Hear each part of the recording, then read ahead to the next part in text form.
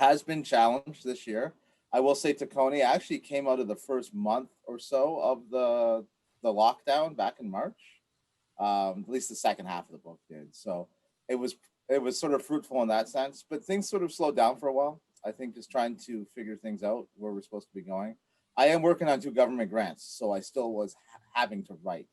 And that was sort of pulling teeth sometimes, but we're still getting along. That's what we all do, man. It's Margaret Atwood told us that Canadian Lit's all about survival, not about winning. And right now we're doing the survival part pretty well. So you've published 2 books this year. And so does your writing routine differ for one form of writing versus another? And I know you also, just to complicate the question, you're doing a lot of admin as well with various places that you work for. How do you divide all that up? So first thing in the morning, there ain't no creativity. It's me cranky with a cup of coffee and I don't know, if I'm lucky, a piece of fruitcake. And just going through the basics, like the emails, like, oh, apologies for getting back to you so late, that kind of stuff, that's where my morning starts. That's the admin work.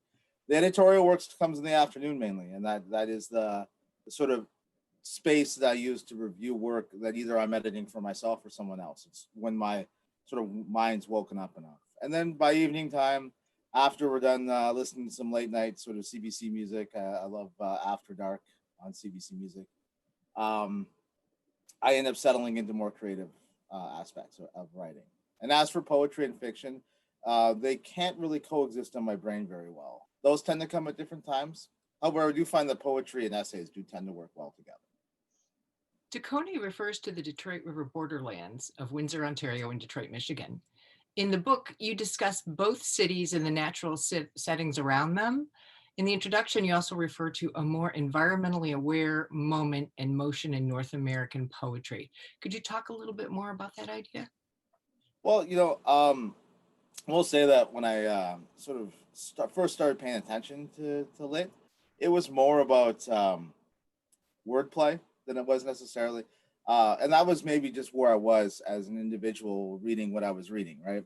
So if we look at the sort of history of poetry that comes out of the region here, even the Midwest, it's there is some environmental poetry and work, but that's really only sort of arisen in the last probably 15 years or so. When I had first arrived in Indiana, that was the thing in Indiana, right? We had Scott Russell Sanders, who was writing essays about it, but then we also had Morris Manning, whose work on I'm trying to remember their ecologues that he wrote that were just fantastic. Now he's down in Kentucky.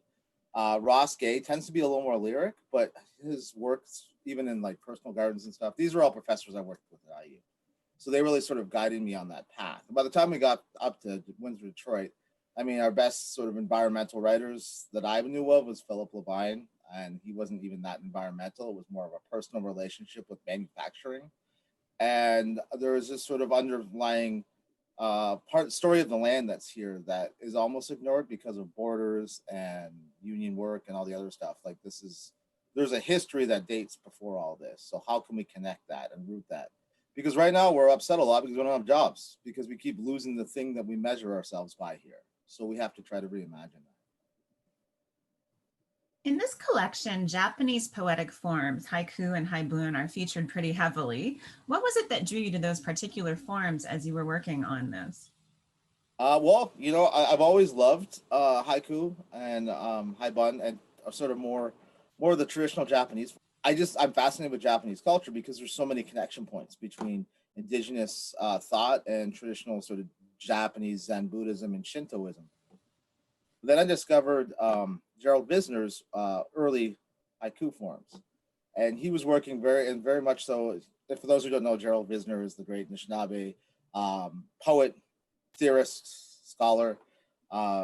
He used these forms in a way that was very traditional to the Japanese, but also very in keeping with traditional teachings from his nation. So I saw a lot of great potential there.